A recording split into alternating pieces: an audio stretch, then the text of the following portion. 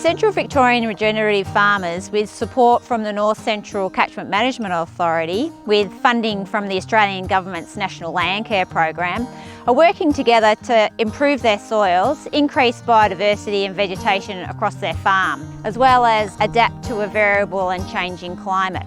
And so far the results have been promising.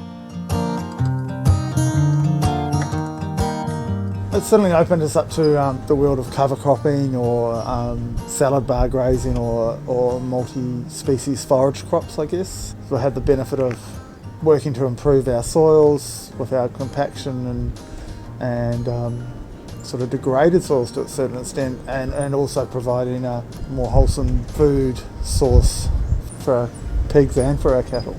Also, I think too, what we're also learning within the projects too, we're taking little pieces from every seminar that we tend to go to and apply that to what we are doing within our farming model, and it tends to be a complete learning process at the same time, but we're finding results too. Yeah. And I think one of the other bigger things is carbon capture within the soils too, not only just building good soil quality and more creating more bugs and more healthy environment, and I guess mimicking nature in some way and trying to farm with that mimic. The carbon capture is extremely important, and the carbon percentage in our soils are actually, quite good at the moment and increasing.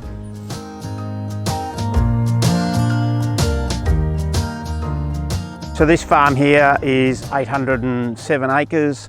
It was purchased in 2018, so we've only owned it for a couple of years. It comprises of alluvial creek flats plus a lot of rocky volcanic country. So our program here is to really, number one, the rocky volcanic country is in 3 large paddocks, so we're going to subdivide it, reticulate water, and try to get better production out of that. And these creek flats are really, finishing country that we want to really build and produce really high productive either crops or pastures on.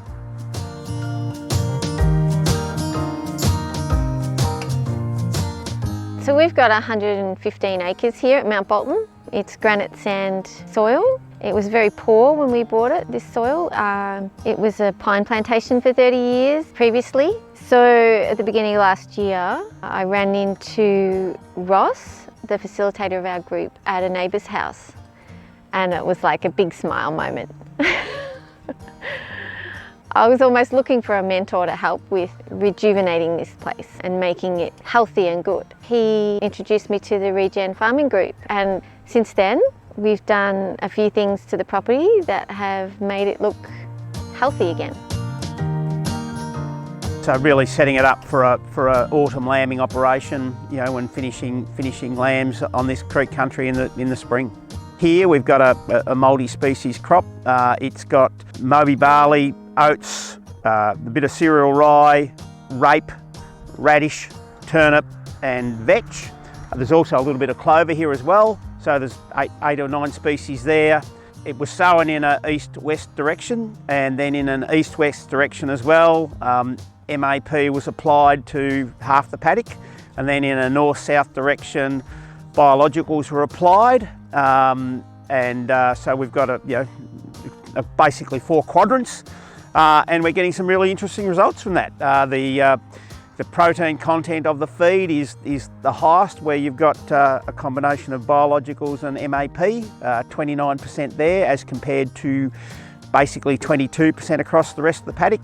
In terms of dry matter production, it's again the highest, where you've got the biologicals and the MAP at 2.9 tonne per hectare, whereas in the area where MAP was applied at 2 tonne, and then in the other sections, the biologicals on their own, or the area without any MAP, it's back to 1 tonne per hectare. So significant results there. And also bricks levels were the highest, where you had MAP and biologicals applied, which was at 13. So there's some obvious results from that in those figures. Also though, what can be observed now is that where the biologicals and MAP were applied, The radish is at a much later stage of flowering. I can only assume is from either one or two reasons. It was more palatable, or it stayed in that vegetative stage for longer. So there's some quite interesting results just coming out of this little paddock, this 20 acres here.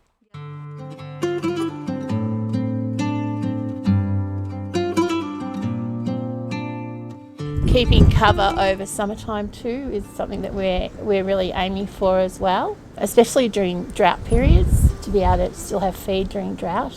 And so the rotational grazing is something that we've been really looking at for that too. I've also got my eye in some areas like the back paddock to get some more native grasses coming back too, so we're doing some grazing systems to encourage that happening as well.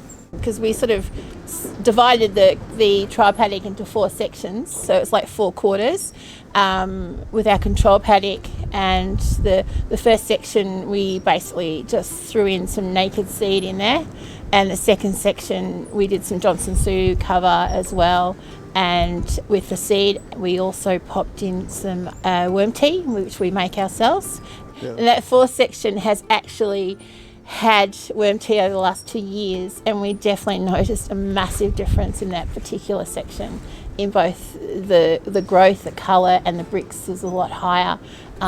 It was a lot more dense. It was an amazing crop. So yeah, we're really happy, and I think that's going to be a model that we're going to continue on with the whole farm.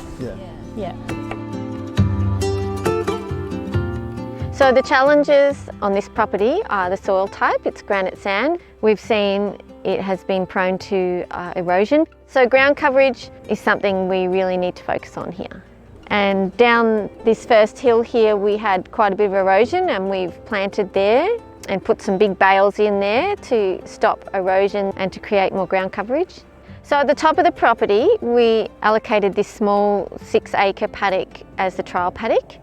It was probably the lightest, poorest soil on the property. So then in the trial paddock, this autumn we planted another cover crop. We've had the rain and it's taken off, and I've had my little sheep grazing in sections of it. Yeah, happy with the paddock and how healthy it seems. It seems like it's got more coverage this year than it did last year. You know, a 2 to 3 year cover crop rotation or succession on a paddock to sort of regenerate those soils and bring them back to a better working quality that we can have more effect with. It's more effective in grazing and things like that. So. And that combined with a good grazing management system as well. So we do a strip grazing management system, so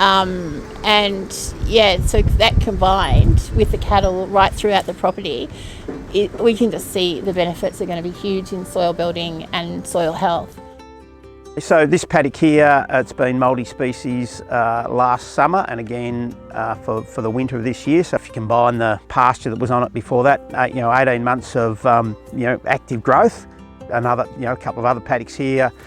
We'll be moving, put one of those into multi-species to really get the benefit of the combination of plants to have a better forage for our livestock.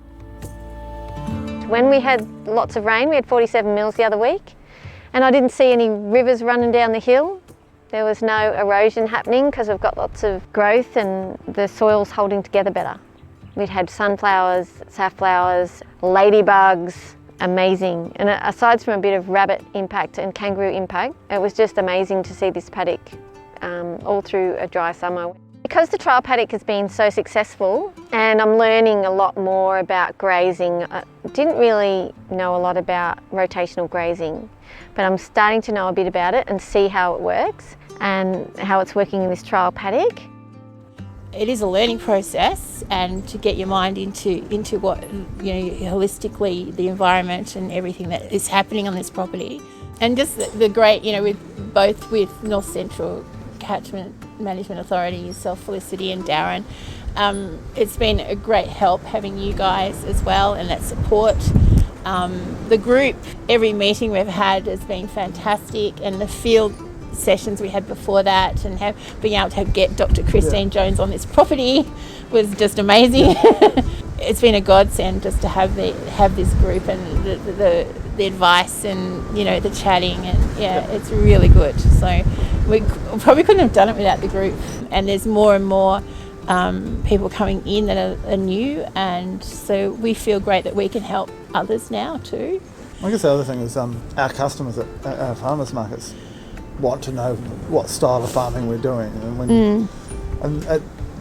more and more I'm getting, I've just been reading about regenerative farming or things like that. They're really interested in it and wanting to know more about it and really appreciate what we're doing and the way we're farming, and happy to buy our product because of that.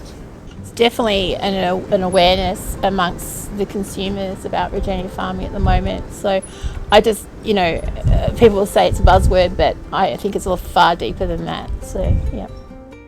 I'd like to be able to implement these measures across the whole property, to graze, to move the stock more frequently, to have some cover cropping, to use a lot more biological applications. I'm already seeing the lower parts of the property. You can see the red sorrel coming through where the soil's pretty poor. There's far less of it in this cover crop. There's hardly any. It's just the cover crop's outcompeted it. I didn't have to spend any money on spraying anything or worrying about it. The group has an agronomist that we can actively work with, that a lot of the tests that I just talked about, she's been able to do, so that gives you some good information to work with. You get access to some good speakers that help to increase your knowledge, or you often also get emailed links to some presentations. So those sort of things are all beneficial. You can look at those in your own time and work out how to modify your farming system to take advantage of what you see will be beneficial in your system. If our soil is really, really healthy, then everything just follows after that. Yeah. The cattle's healthy, our produce that we sell is good product that's really healthy for people to eat as well. So it just goes, so if we look at the soil first, then we can't go wrong.